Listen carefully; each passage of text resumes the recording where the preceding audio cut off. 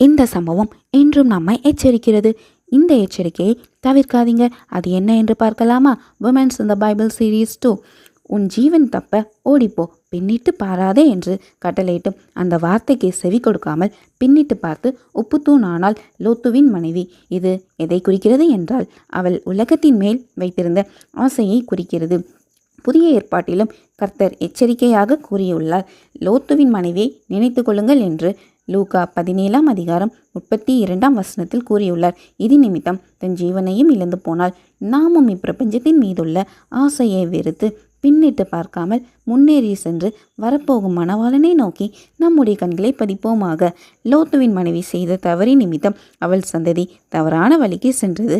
லோத்துவின் மனைவியைப் போல நாமும் நம்முடைய வாழ்வில் பழைய காரியங்களை, பழைய வாழ்க்கையை, பழைய பாவங்களை பின்னிட்டு திரும்பி பார்க்காமல் கர்த்தருடைய வார்த்தைக்கு கீழ்ப்படிந்து முன்னேறி செல்வோம்.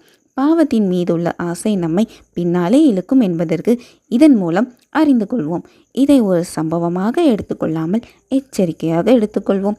லோத்துவின் மனைவி செய்த தவறை நாமும் நம்முடைய வாழ்வில் செய்யாமல் புத்தியுள்ள ஸ்திரியாக, கீழ்ப்படிதல் உள்ள பெண்ணாக இருப்போமாக. ஆமேன்.